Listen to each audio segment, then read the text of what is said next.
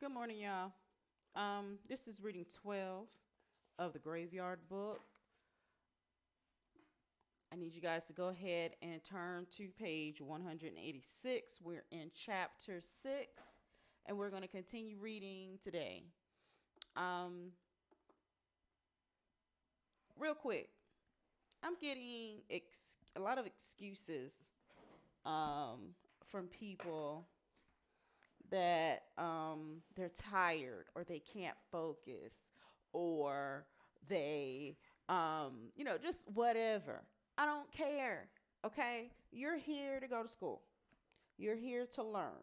Part of that is reading this novel and doing the plot diagram that you've been assigned. Until you prove to me that you know what you're doing, you're not, you got to do the assignment. That's what your parents send you to school for. So you're just going to have to do it. Okay. So, when you're sitting up here on the computer and you're supposed to be reading along, if you're listening to other YouTube videos, if you're not focusing and just laying there and listening, or if you're giggling with your friends in the back of the room, seventh grade, your zero is going to stand. And I'm not changing it just because your parent might get upset that, oh, you ended up not passing because you didn't do your work when it was assigned. You have 50 minutes every day that you are here to do this assignment, and you need to do it.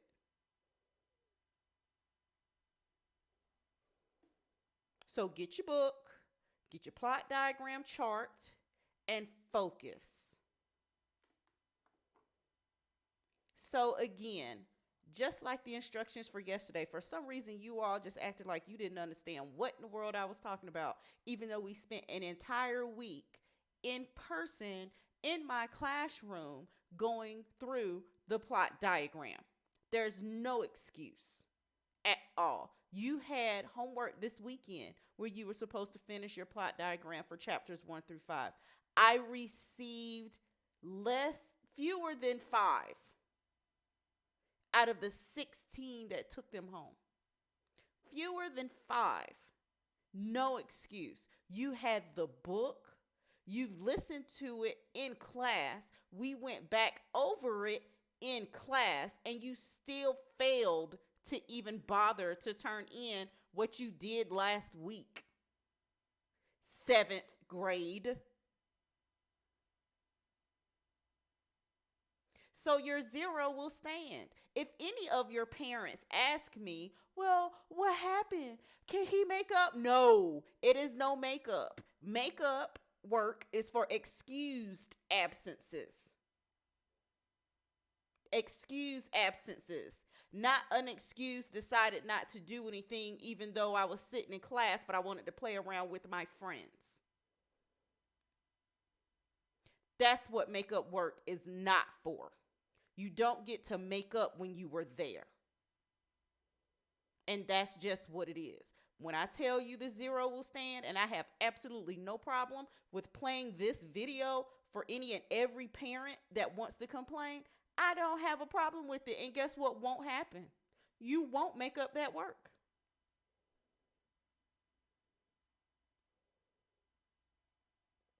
Parent-teacher conferences are on the 19th. If I have you down as being here on Thursday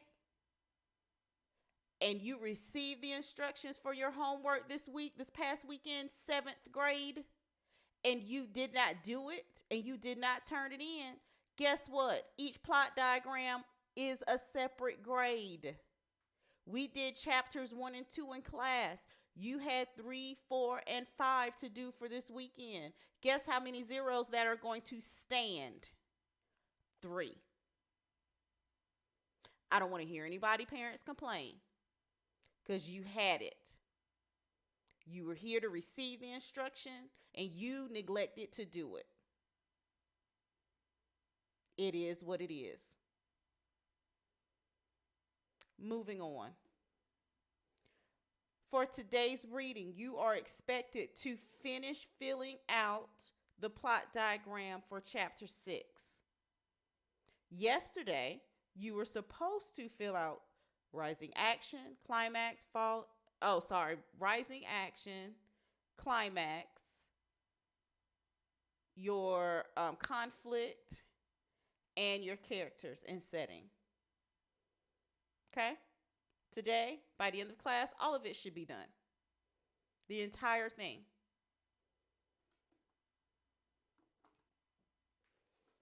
Go ahead and grab your novel. Turn to page 186. We're going to continue with the reading for chapter 6, part 2.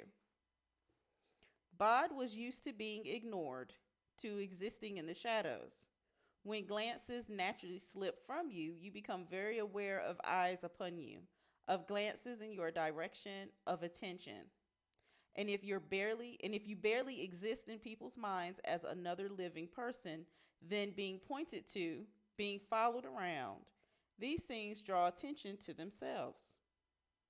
They followed him out of the school and up the road, past the corner newsagent and across the railway bridge. He took his time, making certain that the two who were following him, a burly boy and a fair, sharp-faced girl, did not lose him. Then they walked into the tiny churchyard at the end of the road, a miniature graveyard behind the local church, and he waited beside the tomb of Frederick Pearson and his wife, Amabella, and also his second wife, Petunia. They sleep to wake again. "You're that kid," said the girl's voice, "Bob Owens." "Well, you're in really big trouble, Bob Owens." "It's Bod, actually," said Bod, and he looked at them. "With a D. And you're Jekyll and Hyde." "It was you," said the girl who got to the seventh formers. "So we're going to teach you a lesson," said Nick Farthing, and he smiled without humor. "I quite like lessons," said Bod. "If you paid more attention to yours, you wouldn't have to blackmail younger kids for pocket money." Nick's brow crinkled. Then he said, "You're dead, Owens." Bod shook his head, and he gestured around him. "I'm not actually," he said. "They are." "Who are?" said Mo. "The people in this place," said Bod. "Look, I brought you here to give you a choice."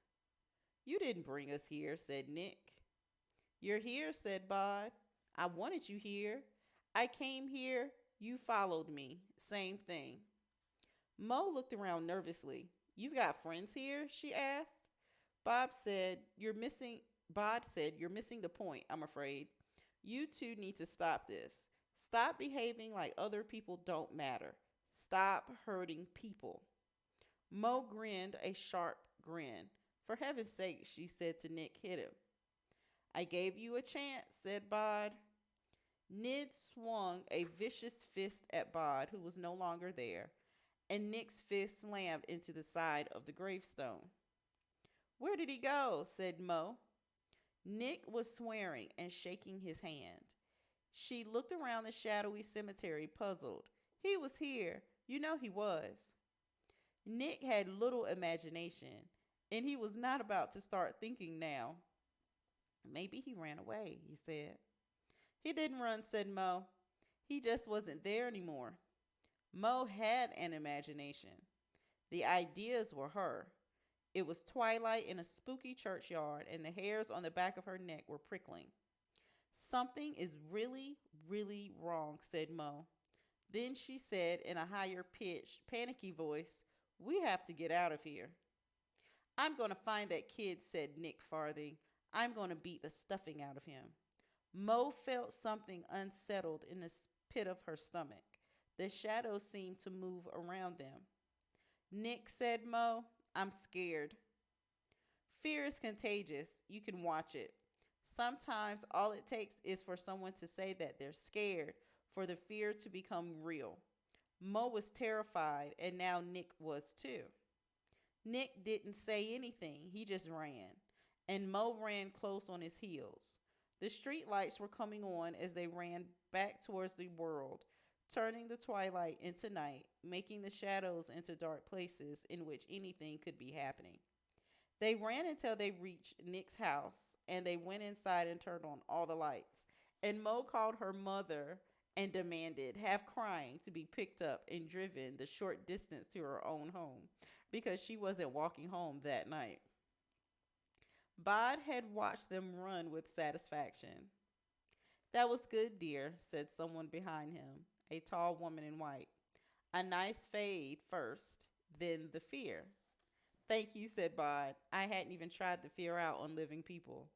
I mean, I knew the theory, but, well, it worked a treat," she said cheerfully. "I'm Amabella Pearson. Bod, nobody Owens. The live boy? From the big graveyard on the hill? Really?" Mm-hmm. Bod hadn't realized that anyone knew who he was beyond his own graveyard. Amabella was knocking on the side of the tomb. "Roddy, Petunia, come and see who's here."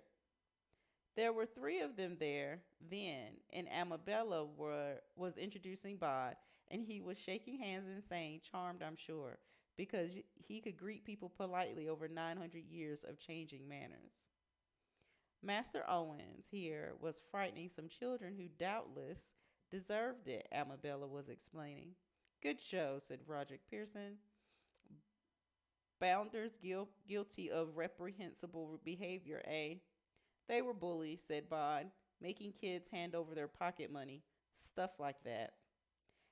"A frightening is certainly a good beginning," said Petunia Pearson, who was a stout woman, much older than Amabella. "And what have you planned if it does not work?" "I really hadn't thought," Bod began, but Amabella interrupted. "I suggest that dream walking might be the most efficient remedy. You can dream walk, can't you? Or can you not?" "I'm not sure," said Bod. "Mr. Pennyworth showed me how, but I haven't really, well, there's things I only really know in theory, and—" Petunia Pearson said, "Dream walking is all very well, but might I suggest a good visitation? That's the only language that these people understand." "Oh," said Amabella, "a visitation." "Petunia, my dear, I don't really think so." "No, you don't. Lucky one of us thinks." Mm? Ooh, that's some shade. Mm. "I have to be getting home," said Bod hastily. "They'll be worrying about me." "Of course," said the Pearson family, "and lovely to meet you. And a very good evening to you, young man." Amabella Pearson and Petunia Pearson glared at each other. Roderick Pearson said, "If you'll forgive me asking, but your guardian, is he well?" "Silas, yes, he's fine. Give him our regards. I'm afraid a small churchyard like this, well, we're never going to meet an actual member of the honor guard. Still, it's good to know that they're there." "Good night," said Bod, who had no idea what the man was talking about, but filed it away for later. "I'll tell him." He picked up his bag of school books and he walked home, taking comfort in the shadows. Going to school with the living did not excuse Bob from his lessons with the dead. The nights were long, and sometimes Bod would apologize and crawl to bed exhausted before midnight. Mostly he just kept going. Mr. Pennyworth had little to complain of these days. Bod studied hard and asked questions. Tonight Bod asked about hauntings, getting more and more specific, which exasperated Mr. Pennyworth, who had never gone in for that sort of thing himself. "How exactly do I make a cold spot in the air?" he asked. "And I think I've got fear down, but how do I take it all the way up to terror?" And Mr. Pennyworth sighed and harumphed and did his best to explain. And it was gone 4 in the morning before they were done. Bod was tired at school the next day. The first class was history, a subject Bod mostly enjoyed, although he often had to resist the urge to say that it hadn't happened like that, not according to people who had been there anyway. This morning Bod was fighting to stay awake. He was doing all he could do to concentrate on the lesson, so he was not paying attention to much else going on around him. He was thinking about King Charles I and about his parents, of Mr. and Mrs. Owens, and of the other family, the one he could not remember, when there was a knock on the door. The class and Mr. Kirby all looked to see who was there. It was a year seven who had been sent to borrow a textbook. As they turned, Bod felt something stab in the back of his hand. He did not cry out, he just looked up. Hmm. Nick Farthing grinned down at him, a sharpened pencil in his fist. I'm not afraid of you, whispered Nick Farthing. Bod looked at the back of his hand. A small drop of blood welled up where the point of the pencil had punctured it.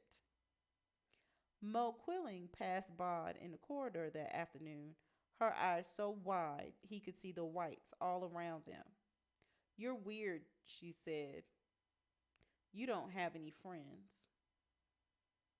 I didn't come here for friends, said Bod truthfully. I came here to learn. Mo's nose twitched. Do you know how weird that is? She asked.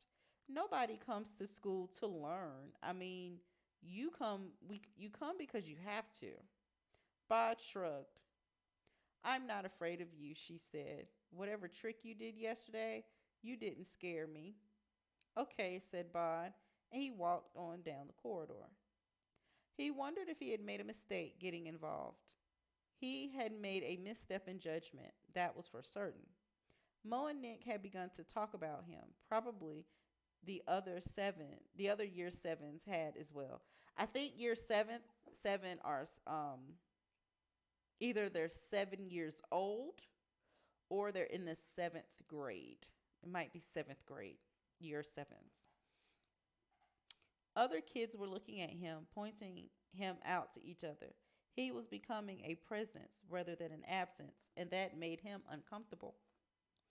Silas had warned him to keep a low profile, told him to go through school partly faded, but everything was changing.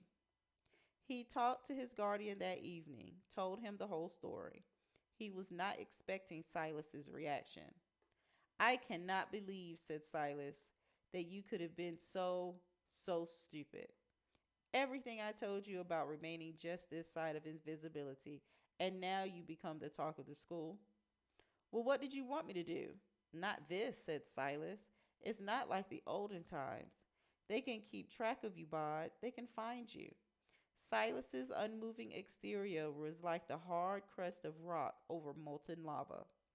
Bod knew how angry Silas was only because he knew Silas. He seemed to be fighting his anger, controlling it. Bod swallowed. What should I do? He said simply. Don't go back, said Silas. This school business was an experiment. Let us simply acknowledge that it was not a successful one. Bod said nothing. Then he said, it's not just the learning stuff, it's the other stuff. Do you know how nice it is to be in a room filled with people and for all of them to be breathing? It's not something in which I've ever taken pleasure, said Silas. So, you don't go back to school tomorrow. I'm not running away, not from Mo or Nick or school. I'd leave here first. You will do as you're told, boy, said Silas, a knot of velvet anger in the darkness. Or what? Said Bod, his cheeks burning. What would you do to keep me here? Kill me? And he turned on his heel and began to walk down the path that led to the gates and out of the graveyard. Silas began to call the boy back, then he stopped and stood there in the night alone. At the best of times, his face was unreadable. Now his face was a book written in a language long forgotten, in an alphabet unimagined. Silas wrapped the windows around him, Silas wrapped the shadows around him like a blanket and stared after the way the boy had gone and did not move to follow. Nick Farthing was in his bed, asleep and dreaming of pirates on the sunny blue sea when it all went wrong. One moment he was the captain of his own pirate ship, a happy place crewed with obedient 11-year-olds, except for the girls, who were all a year or two older than Nick and who looked especially pretty in their pirate costumes. At the next, he was alone on the deck, and a huge, dark ship the size of an oil tanker had rigged, ragged black sails and a skull for a figurehead was crashing through the storm towards him.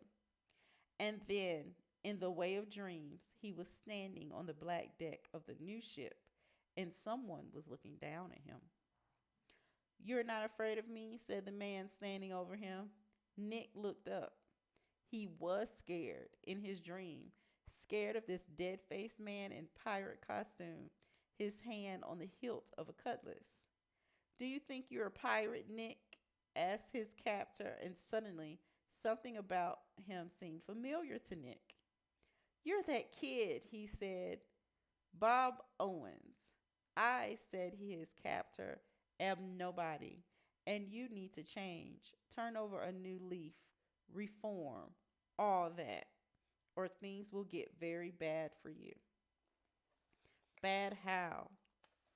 "Bad in your head," said the Pirate King, who was now only the boy from his class, and they were in the school hall, not the deck of the pirate ship, although the storm had not abated and the floor of the hall pitched and rolled like the sea of a ship.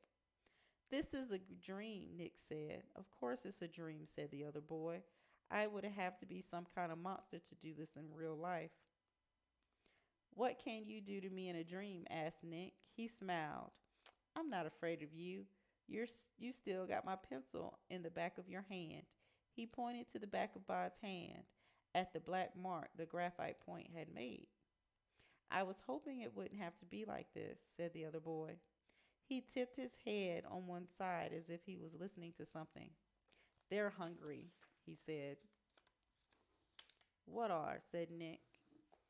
"The things in the cellar, or below decks. Depends on whether this is a school or a ship, doesn't it?"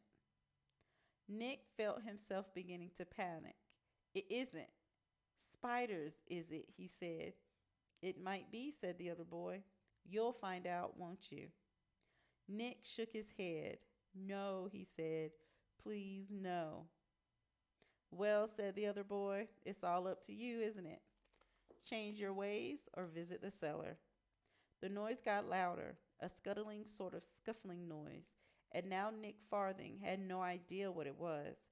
He was utterly, completely certain that whatever it would turn out to be would be the most scary, terrible thing he had would ever encounter. He woke up screaming. Bod heard the scream, a shout of terror, and felt the satisfaction of a job well done. He was standing on the pavement outside Nick Farthing's house, his face damp from the thick night mist. He was exhilarated and exhausted. He had felt barely in control of the dream walk, had been too aware that there was nothing else in the dream but Nick and himself, and that all Nick had been scared of was a noise. But Bod was satisfied. The other boy would hesitate before tormenting smaller kids. And now, Bod put his hands in his pocket and began to walk, not certain where he was going. He would leave the school, he thought, just as he had left the graveyard. He would go somewhere no one knew him, and he would sit in a library all day and read books and listen to people breathing. He wondered if there were still deserted islands in the world, like the one in which Robinson Crusoe had been shipwrecked. He could go and live in one of those. Bod did not look up. If he had, he would have seen a pair of watery blue eyes watching him intently from a bedroom window. He stepped into an alley, feeling more comfortable out of the light. "Are you running away then?" said a girl's voice. Bod said nothing. "What's the difference between the living and the dead?" Sorry. "That's the difference between the living and the dead, isn't it?" said the voice. It was Liza Hempstop talking. Bod knew, although the witch girl was nowhere to be seen. "The dead doesn't disappoint you. They've had their life, done what they've done. We don't change. The living, they always disappoint you, don't they? You met a boy who's all brave and noble, and he grows up to run away." "That's not fair," said Bod. "The nobody Owens I knew wouldn't have run off from the graveyard without saying so much as a fare thee well to those who cared for him. You'll break Mistress Owens's heart." Bod had not thought of that. He said, "I had a fight with Silas." "So?" He wants me to come back to the graveyard to stop school. He thinks it's too dangerous. Why? Between your talents and your bespellment, they'll barely notice you. I was getting involved. There were these kids bullying another kid. I wanted them to stop. I drew attention to myself. Liza could be seen now, a misty shape in the alleyway, keeping pace with Bod. He's out there somewhere and he wants you dead, she said. Him has killed your family. Us in the graveyard, we want you to stay alive. We want you to surprise us and disappoint us and impress us and amaze us. Come home, Bod. I think I said thing to Silas. He'll be angry. If he didn't care about you, you couldn't upset him, was all she said. The fallen autumn leaves were slick beneath Bod's feet, and the mist blurred the edges of the world. Nothing was as clean cut as he thought it a few minutes before. I did a dream walk, he said. How did it go? Good, he said. Well, all right. You should tell Mr. Pennyworth. He'll be pleased. You're right, he said I should. He reached the end of the alley. Instead of turning right as he planned and off into the world, he turned left onto the high street, the road that would take him back to Dustin Road and the graveyard on the hill. What? Said Liza Hempstock. What you doing? Going home, said Bod, like you said. There were shop lights now. Bod could smell the hot grease from the chip shop on the corner, the paving stones glistening. That's good, said Liza Hempstock. Now only a voice once more. Then the voice said, Run or fade, something's wrong. Bod was just about to tell her there's nothing wrong, that she was being foolish, when a large car with a light flashing on the top came veering across the road and pulled up in front of him. Two men got out from it. Excuse me, young man, said one of the men, police. Might I ask you what you're doing out so late? I didn't know there was a law against it, said Bod. The largest of the policemen opened the rear door of the car. Is this the young man you saw, miss? He said. Mo Quilling got out of the car and looked at Bod and smiled. That's him, she said. He's the one in our back garden breaking things. And then he ran away. She looked Bod in the eye. I saw you from my bedroom, he said. I think he's the one who's been breaking windows. What's your name? Said the smaller policeman. He had a ginger mustache. Nobody, said Bod. Then, ow, because the ginger man had taken Bod's ear between finger and thumb and had given it a hard squeeze. Don't give me that, said the policeman. Just answer the questions politely, right? Bod said nothing. Where exactly do you live? Asked the policeman. Bod said nothing. He tried to fade, but fading, even when boosted by a witch, relies on people's attention sliding away from you. And everybody's attention, not to mention a large pair of official hands, was on him then. Bod said, You can't arrest me for not telling you my name or address. No, said the policeman, I can't. But I can take you down to the station until you give us the name of a parent, guardian, responsible adult into whose care we can release you. He put Bod into the back of the car, where Mo Quilling sat with the smile on her face of a cat who has eaten all the canaries.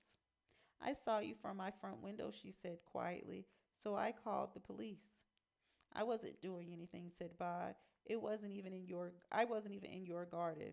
What are they bringing you? And why are they bringing you out to find me? Quiet back there, said the large policeman. Everyone was quiet until the car pulled up in front of the house that had to be Mo's. The large policeman opened the door for her and she got out. We'll call you tomorrow. Let your mom and dad know what we found, said the large policeman. Thanks, Uncle Tam, said Mo, and she smiled. Just doing my duty. They drove back through the town in silence, Bod trying to fade as best he could with no success. He felt sick and miserable.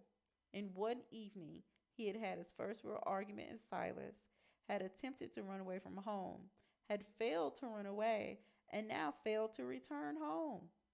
He could not tell the police where he lived or his name. He would spend the rest of his life in a police cell or in a prison for kids. Did they have a prison for kids? He didn't know. Excuse me, do they have prisons for kids? He asked the men in the front seat. Getting worried now, are you? Said Moe's Uncle Tam.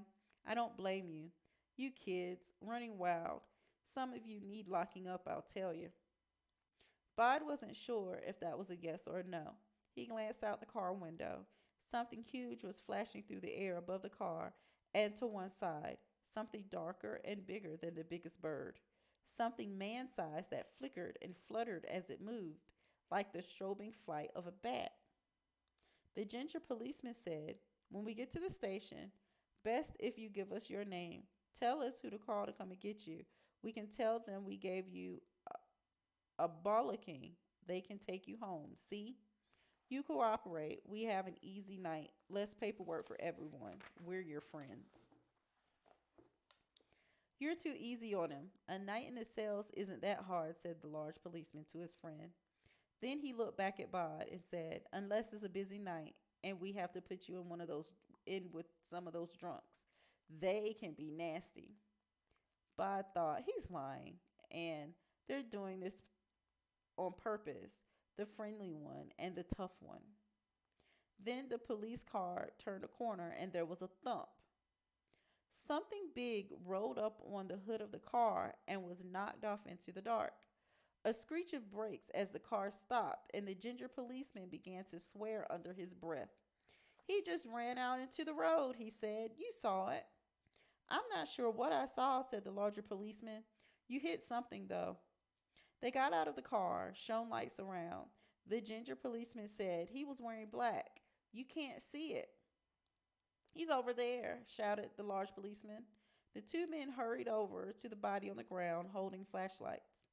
Bod tried the door handles in the back seat. They did not work, and there was a metal grill between the back and the front. Even if he faded, he was still stuck in the back seat of the police car. He leaned as far as he could, craning to try and see what had happened, what was on the road. The ginger policeman was crouched beside a body, looking at it. The other, the large one, was standing above it, shining a light down onto its face. Bod looked at the face of the fallen body. Then he began to bang on the window, frantically, desperately. The large policeman came over to the car. What? He said irritably. You hit my dad, said Bod. You're kidding. It looks like him, said Bod. Can I look properly? The large policeman's shoulders slumped. Oi, Simon, the kid says it's his dad. You've got to be kidding me. I think he's serious. The large policeman opened the door and Bod got out. Silas was sprawled on his back on the ground where the car had knocked him. He was deathly still. Bod's eyes prickled. He said, Dad. Then he said, you killed him. He wasn't lying. He told me himself. Not really. He wasn't lying, he told himself. Not really. I've called an ambulance, said Simon, the ginger mustached policeman. It was an accident, said the other. Bod crouched by Silas, and he squeezed Silas's cold hand in his. If they had already called an ambulance, then there was not much time, he said. So that's your career's over then. It was an accident. You saw. He just stepped out. What I saw, said Bod, is that you agreed to do a favor for your niece and frighten a kid she's been fighting with at school. So you arrested me without a warrant for being out late. And then when my dad runs out into the road to try and stop you or to find out what was going on, you intentionally ran him over. It was an accident, repeated Simon. You've been fighting with Mo at school, said Mo's Uncle Tam, but he didn't sound convincing. We're both in E8 at the Old Town School, said Bod, and you killed my dad. Far off, he could hear the sound of sirens. Simon, said the large man, we have to talk about this.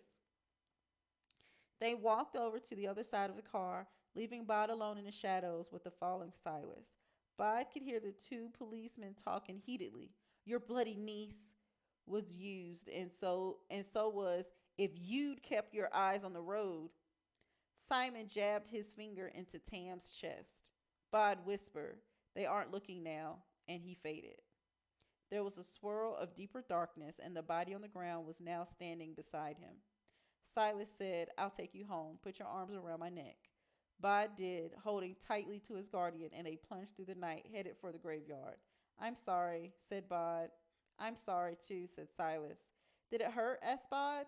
Letting the car hit you like that? Yes, said Silas.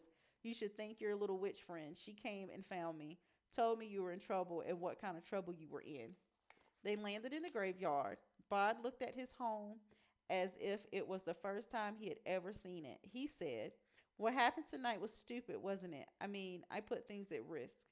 More things than you know, young nobody Owens. Yes. You were right, said Bod. I won't go back. Not to that school and not like that.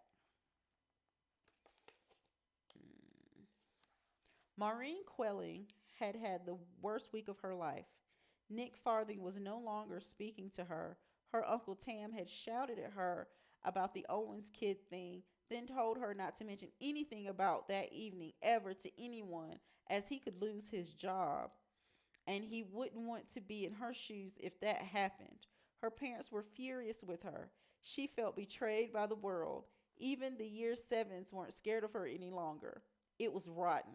She wanted to see that Owens kid, who she blamed for everything that had happened to her so far, writhing in miserable agony. If he thought being arrested was bad, and then she would concoct elaborate revenge schemes in her head, complex and vicious. They were the only thing that made her feel better, and even they didn't really help. If there was one job that gave Bo the creeps, it was cleaning up the science labs, putting away the Bunsen burners, making sure that all the test tubes, petri dishes, unused filter papers, and the like were returned to their places. She only had to do it on a strict rotation system once every 2 months, but it stood to reason that here, in the worst week of her life, that she would be in the science lab. At least Mrs. Hawkins, who taught general sciences, was there, collecting papers, gathering things up at the end of the day. Having her there, having anybody there, was comforting. You're doing a good job, Maureen, said Mrs. Hawkins. A white snake in a jar of preserves stared blindly down at them. Mo said, thanks. Aren't, aren't there meant to be two of you? Asked Mrs. Hawkins. It was supposed to be I was supposed to be doing it with the Owens kid, said Mo, but he hasn't been to school in days now. The teacher frowned. Which one was he? She asked absently. I don't have him down on my list. Bob Owens. Brownish hair, a bit too long, didn't talk much. He was the one who named all the bones of the skeleton on the quiz, remember? Not really, admitted Mrs. Owens. You must remember. Nobody remembers him, not even Mr. Kirby. Mrs. Hawkins pushed the rest of the sheets of paper into her bag and said, well, I appreciate you doing it on your own, dear. Don't forget to wipe down the working surfaces before you go. And she went, closing the door behind her. The science labs were cold. There were long, dark wooden tables with gas jets and taps and sinks built into them, and there were dark wooden shelves upon which were displayed a selection of things in large bottles. The things that floated in the bottles were dead, had been dead for a long time. There was even a yellowed human skeleton in one corner of the room. Mo did not know if it was real or not, but right now it was creeping her out. Every noise she made echoed in that long room. She turned all of the overhead lights on, even the light on the whiteboard, just to make the place less scary. The room began to feel cold. She wished she could turn up the heat. She walked over to one of the large metal radiators and touched it. It was burning hot, but still, she was shivering. The room was empty and unsettling in its emptiness, and Mo felt as if she were not alone, as if she were being watched. Well, of course I'm being watched, she thought. 100 dead things in jars are all looking at me, not to mention the skeleton. She glanced up at the shelves. That was when the dead things in the jars began to move. A snake with unseeing milky eyes uncoiled in its alcohol-filled jar. A faceless, spiny sea creature twisted and revolved in its liquid home. A kitten, dead for decades, showed its teeth and clawed the glass. Mo closed her eyes. This isn't happening, she told herself. I'm imagining it. I'm not afraid, she said aloud. That's good, said someone standing in the shadows by the rear door. It seriously sucks to be frightened. She said, none of the teachers even remember you. But you remember me, said the boy, the architect of all her misfortunes. She picked up a glass beaker and threw it at him, but her aim went wide and it smashed against the wall. How's Nick? Asked Bod, as if nothing had happened. You know how he is, she said. He won't even talk to me. He just shuts up in class, goes home and does his homework, probably building model railways. Good, he said. And you, she said, you haven't been in school for a week. You're in such trouble, Bob Owens. Bob Owens. The police came in the other day. They were looking for you. That reminds me. How's your Uncle Tam? Said Bod. Mo said nothing. In some ways, said Bod, you've won. I'm leaving school. And in other ways, you haven't. Have you ever been haunted, Maureen Quilling? Ever looked in the mirror wondering if the eyes looking back at you were yours? Ever sat in an empty room and realized you were not alone? It's not pleasant. You're going to haunt me? Her voice trembled. Bod said nothing at all. He just stared at her. In the far corner of the room, something crashed. Her bag had slipped off the chair into the floor, and when she looked back, she was alone in the room. Or at least, there was nobody she could see in there with her. Her way home was going to be very long and very dark. The boy and his guardian stood at the top of the hill looking out at the lights of the town. Doesn't it hurt? Does it still hurt? Asked the boy. A little, said his guardian, but I heal fast. I'll soon be as good as ever. Would it have killed you? Stepping out in front of that car? His guardian shook his head. There are ways to kill people like me, he said, but they don't involve cars. I am very old and very tough. Bod said, I was wrong, wasn't I? The whole idea was to do it without anybody noticing. And then I had to get involved with the kids in the school. And the next thing you know, there's police and all sorts of stuff because I was selfish. Silas raised an eyebrow. You weren't selfish. You need to be among your own kind. Quite understandable. It's just harder out there in the world of the living, and we cannot protect you out there as easily. I wanted to keep you perfectly safe, said Silas, but there is only one perfectly safe place for your kind, and you will not reach it until all your adventures are over and none of them matter any longer. Bod wrote up his hand over the stone of Thomas R. Stout, 1817 to 1851, deeply regretted by all who knew him, feeling the moss crumble beneath his fingers. He's still out there, said Bod, the man who killed my first family. I still need to learn about people. Are you going to stop me leaving the graveyard? No, that was a mistake and one that we have both learned from. Then what? We should do our best to satisfy your interest in stories and books in the world. There are libraries. There are other ways, and there are many situations in which there might be other living people around you, like the theater or the cinema. What's that? Is it like football? I enjoyed watching them play football at school. Football? That's usually a little early in the day for me, said Silas. But Miss Lepensky could take you to see a football match the next time she's here. I like that, said Bod. They began to walk down the hill. Silas said, we have both left too many tracks and traces in the last few weeks. They are still looking for you, you know. You said that before, said Bod. How do you know? And who are they? And what do they want? But Silas only shook his head and would be drawn no further. And with that, for the time being, Bod had to be satisfied. All right, guys, so that got us to page 210. We are now at chapter 7. We are almost done. I think this book has 9 chapters total. Let me check real quick. We are almost done. Look at this. We can be done this week. Woo. We can be done this week. Woo. Okay. All right, cool beans. So, one more time.